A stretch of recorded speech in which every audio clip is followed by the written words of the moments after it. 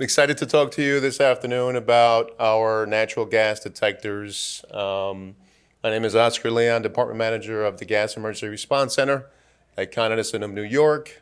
And just to bore you a little bit of what I'm responsible for at the company, it's basically emergency response training to our local first responders, including the fire department.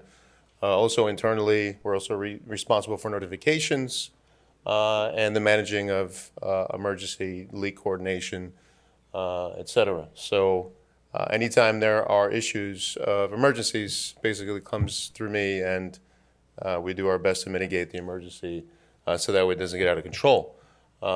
Specific to this project, I was part of a cross-functional team that consisted of a lot of individuals.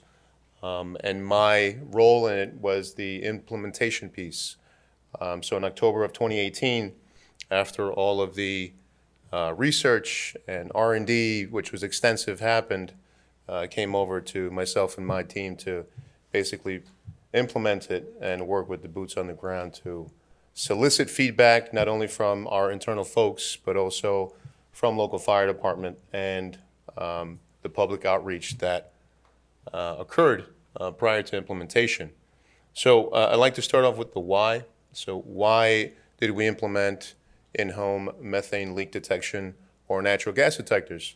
Unfortunately, it was due to these two catastrophic events that happened, as I'm sure you're all familiar with. On the left, come on, behave for me, East Harlem, the unfortunate event that happened in 2014. Two buildings collapsed, 8 people died, and a very large number of injuries occurred as well. And that had to do with the migration of gas from outside of the building to the inside that led to an explosion. And then on the right, the East Village explosion that happened the following year, unfortunately the same month, ironically, that had to do with an illegal tap, illegal pipe work going on that led to 2 buildings being engulfed in flames and 2 fatalities and numerous injuries as well. So that triggered a way to for us to get better. And just a deeper dive into East Harlem, the moral of the story is that the company was not aware of a gas odor until 15 minutes prior to the explosion, right? And then post-investigation revealed that there were quite a number of people that smelled gas for a number of days, but it went on without it being reported. And so how do we prevent people smelling gas that doesn't go reported? So obviously, traditionally, the way it has worked until the natural gas detector point is, you smell gas, you evacuate, and you report it, and we respond to it, right? Unfortunately, it doesn't always happen that way. Even with the public outreach and the extensive messages that we provide the public, whether it be through scratch and sniffs and the bills, the commercials, or the advertisements, there's a lot of assumption going on. Well, people feel time pressure as well. You don't have time to call the company. Somebody else will do it. Or, yes, we're aware. Or for some odd reason, this convincing of yourself that it's a controlled way of natural gas to behave, and it's not. So how do we protect against that? Which brings us to our natural gas detector. So this is the natural gas detector. Okay, that's the natural gas detector. So it's pretty much a spec sheet. I'll sum it up for you. So it is a device that works in conjunction with our advanced metering infrastructure. Basically, in layman's terms, or the way that I like to describe it, is our own Wi-Fi network, our own company Wi-Fi network that we use, leveraging that technology in order to make this technology work. And what it is, it's a pairing up way of activating this device. So we have this device that's able to connect to our AMI network, and then once that happens, the threshold that this device activates, it's 10% of the LEL. It's a very sensitive setting. So anytime that device which is always censoring for methane, by the way, detects 10% of the LEL or more, it alarms locally. There is a message that it tells the person, whatever occupant that's there, to evacuate. And then while that's happening, it sends a message, come on now, to our control room without any interaction from the customer at all. So it does not require a customer to call the company in order for the company to realize that there is a gas emergency at that location. All right, so going back to East Harlem, we have found a solution for that. However, there is an education piece, the installation part of this device. We still encourage the customer to call. Please don't have an overconfidence with this device. While technology is great, while what? While it works. Exactly. So please don't find yourself in an over-reliance state with this specific device. So if you smell gas, continue to call ConEd, even though this thing is alarming locally at your place. So this is pretty much just a general overview of the timeline, right? 2016 is when extensive research was going on with the GTI, a lot of R&D, trying to figure out what this device was about. Was it even feasible for us to implement in our own service territory, and how would we do that? And then the 2018 portion of it is where I came in, and really under the 2020 piece was the mass deployment. But even prior to that, there was an education piece to stakeholders such as the fire department and public outreach and our own internal folks as well, right? Because as we all know in the gas industry, we love change. We love doing things different. That was a joke that played a lot funnier in my head, by the way. So, no, we like to do things the same way we've done it for years, right? So that part, that people part, and educating our own folks was the biggest lift. You know, what is this new way of responding to gas leaks? So responding, this is just another illustration of what I mentioned before, right? So the natural gas detector would alarm locally at the location. It would alarm the control room, and then the fire department and our local first responders would go out to that location in parallel. That part, in order to get to that part, really the technology piece, right, was very extensive, as I mentioned, but was the people analytics portion of it was very difficult, right? To have that conversation internally with our folks that, for some reason, we have this comforting feeling to respond to the unknown. But meanwhile, this device is actually telling us that we're responding to an actual gas leak. So that psychological piece required a lot of patience and town halls internally with our folks, and also with the fire department. So the internal and the external communication piece was huge. A major concern specifically for the fire department, as we met with their senior leadership, was, you know, false alarms, right? Naturally, you compare this device to a smoke detector or a CO detector. In New York City, per senior leadership of the FDNY, there's over 100,000 false alarms that they respond to in smoke and CO detectors. So, you know, here comes ConEd with a device that looks very similar. And it was our job to not only receive and absorb their feedback, but also to provide them with data that suggests that this piece of technology is much more sophisticated than your normal smoke or CO detector. The technology involved with it basically suggests that it would only alarm when it detects a gas leak. You will not see lights for low batteries. You will not hear anything for any sort of other defects with the device. The only time you would see a light or hear the device operate is when a gas leak occurs.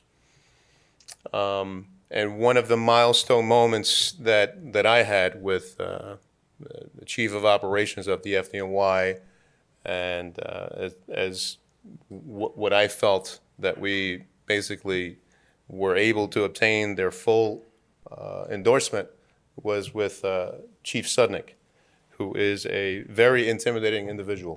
Because not only is he very, very tall, but he's also a person that is responsible for a lot in New York City, and was very skeptical about this device for very good reason, obviously, because so were we. This isn't anything we've ever done before, and we could be potentially, asking for trouble because of not only an implementation of a new piece of technology, but also our own resource constraints as well, right? So we already respond to about 50,000 gas order calls a year in our service territory. This could potentially, warp that number because we didn't know. But through extensive research and studies, that is not the case. And we had a meeting with the chief of operations, and this was after the probably 10th or 12th meeting with him. He turned over to his right-hand person and basically said out loud as we were across his table that we need this for public safety. So he was thoroughly convinced, and so were we, that this was something that we needed to do. We also went through how would these devices be installed, right? And these devices are not installed in customers' apartments or in kitchens. This is strictly at the point of entry from where the gas service comes into a building. Again, going back to East Harlem, the migration of gas into the inside foundation wall from the outside. That's the intention, to be able to capture that as natural gas is migrating into the building. So in the yellow circles, you'll see the natural gas detectors. That's how they look like.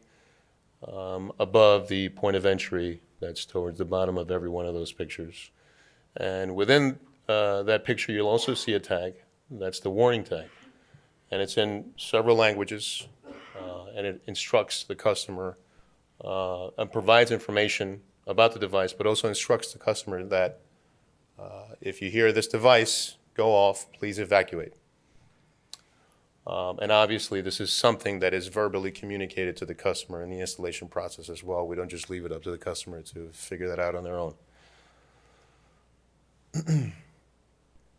All right, so this is some information on our deployment schedule. So we spent about $70 million to date. And our forecast of total through 2025, which is when we expect to have a full implementation and installation throughout our service territory, which is 370,000 units, is $175 million. When I created this slide, we had about 147,000 units installed. That number is at about 160,000 now. Another visual depiction of the types of leaks that we have found. And to date, we've had about 1,500 leaks since October of 2018, which was the pilot till now. And pretty much what this tells me and what this tells you is that the device works. Out of the 1,500 alarms that we have received, there was only one false alarm. And the division of what you see is inside leaks, outside leaks, residual gas.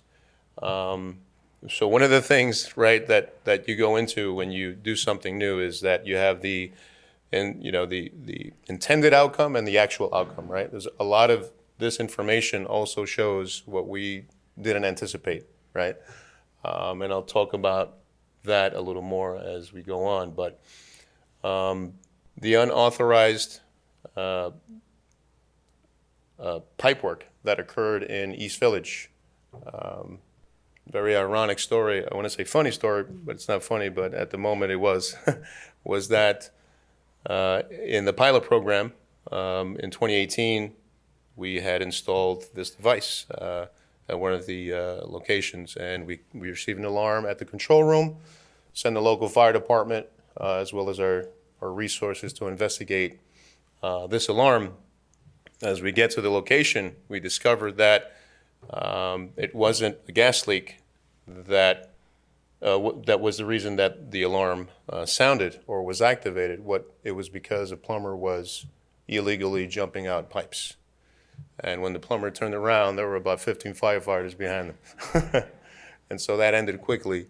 And wasn't the first and only time that this device have caught those actions in place. So unintended result, but very favorable.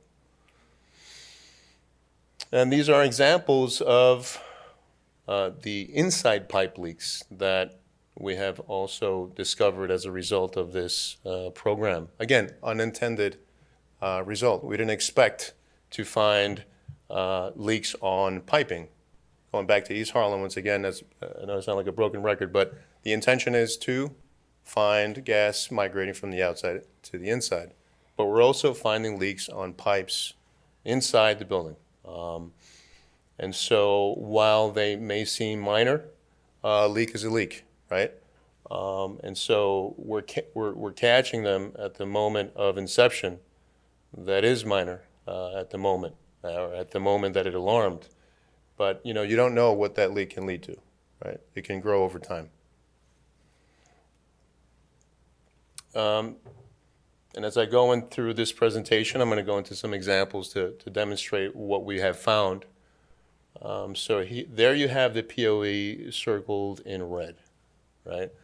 So at the onset of this program, we thought about everything, right? We looked at data so many different ways to try to give us an idea of how these devices would activate and what we would encounter in order to not only to prepare ourselves for what was coming, but just to get an overall better understanding of the device itself.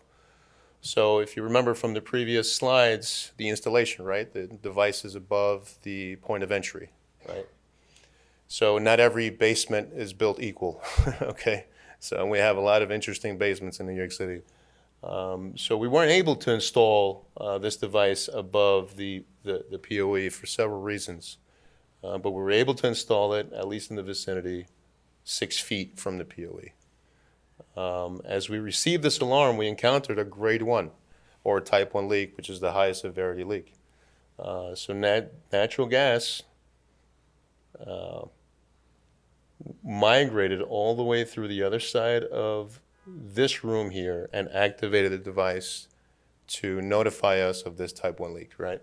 Again, we weren't expecting that. And then as the program went on, we ended up not only understanding a lot more of the installation piece of it, but a lot more of the habits of how natural gas moves inside structures. So here is another case study that we encountered in Westchester County in New York of a discovery of a cracked main on a 4-inch low pressure cracked main from 1900. Yes, we still have those in New York. So we received an alarm at about 2 o'clock in the morning for 125 Oakley, right above where it says Oakley. That's the initial alarm. We get there and we found 2% at the inside foundation wall, which is a grade 1 highest classification. Naturally, our investigation process calls for us to check the adjacent buildings and also the building across the street. As we were doing that, we had a second alarm go off next door. So as we were investigating, the natural gas detectors were actually assisting us in our investigation as it was going on, and we found a cracked main because of these devices activating. This was the most recent and significant case study that we had in September 26th of this year. Once again, it was a 3 a.m. natural gas detector activation in New York City, 10 West 32nd Street. It alarmed at a hotel. We detected readings of 5% of natural gas in the atmosphere of a meter room. The fascinating thing of this case study is that It wasn't the gas reading that activated the natural gas detector. It was the burnout gases from an electric cable that burned out at the same location. So another discovery of these natural gas detectors is that it actually activates due to burnout gases from underground buried electric cable. That burned out electric cable burned through the surface of the hotel, causing the atmospheric gas reading. And it's not to say that we would not have found out of that gas leak there, but I can assure you we would not have found out that soon had it not been for the natural gas detectors. So other learned GLA experiences, I mentioned the illegal pipe work. They also activate from fires. Quite a number of times we've responded to building fires before the local fire department, or we actually call them after we arrive due to our natural gas detector activation, and we would call them and say, hey, this isn't a leak, this is a fire. The methane found within the carbon monoxide of a fire actually activates the natural gas detectors as well. There's also something about heavy rains that activates the natural gas detectors as well. So during Hurricane Ida, we had an influx of GLA alarms. We're still investigating as to why exactly it happened. We believe it has something to do with precipitation and barometric pressure. But on average, just to give you a sense, we respond to about 150 odor calls in a 24-hour period. During Ida, that number increased to 700, and 200 of those were GLAs. So anytime we have a lot of rain in the system, it activates these GLAs as well. So we have some key takeaways. I won't bore you with going through every single one of these. We've already discussed them in the presentation. But one thing that I do want to point out is that, yes, this is a reactive device. It activates once it detects a leak. But there is a proactive side to it that I can tell you because I live it every day. And that is that these devices activate at the inception of a gas leak. Going back to the case study I had with 10 West 32nd Street, it's not the only case study that we've encountered prior to a smaller leak growing to a significant leak. We're getting there right before these gas leaks get to a really, really dangerous state. So I fully believe in it. And this isn't something that we're implementing blindly. We're still learning from our implementation. Anywhere we can get better, we're making adjustments as we go along. We've also had industry recognition as well. You know, AGA, NGA, all the GAs, and everyone that have basically provided us a lot of support on the implementation of these devices. And that's all I have. If there are any questions.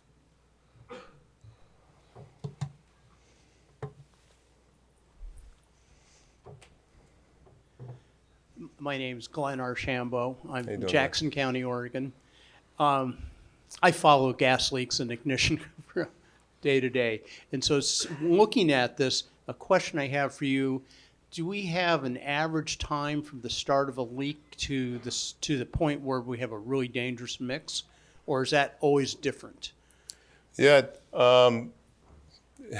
it all goes back to the previous discussion. Not every leak's the same.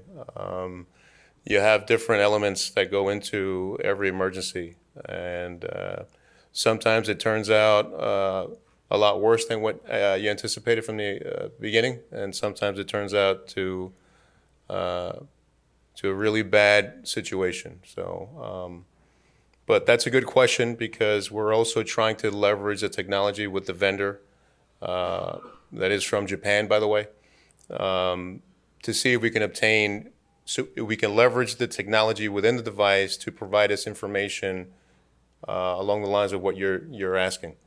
You know, if it's monitoring and sensing, which it is all the time, can we use the data once it activates for a gas leak to tell us more about the dangers or the combination within that gas leak?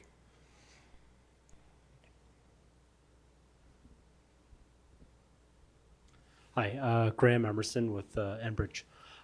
Couple of questions. We've got the time. I guess first and foremost, of the the pie chart and the things you were able to detect with these, any success stories with cross bores, like sewer cross bores? So specific to damages, Yeah. we have had natural gas detector activations because of damages.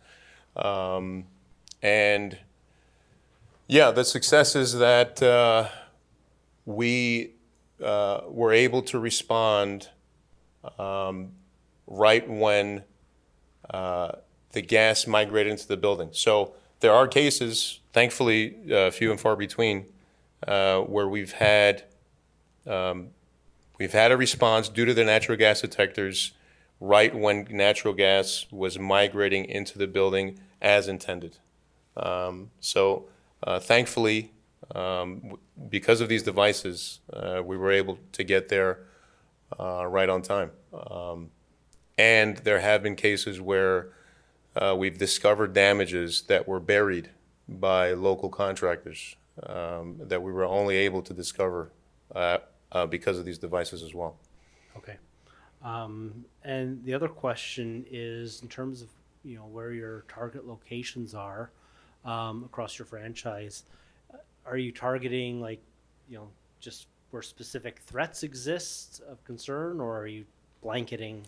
Yeah, so when we first started, we were thinking about it like, only specific areas where, only where there were indoor meters or, residential. But after a point, I mean, after the experience we've had with this and the confidence level grew, we just decided to blanket installation to every single location we have a gas service. There's a mouse in the house. Oh, okay. All right, so if there are any other questions, including from Mr. Mouse, I think I think we're good. Thank you, everyone, for your time.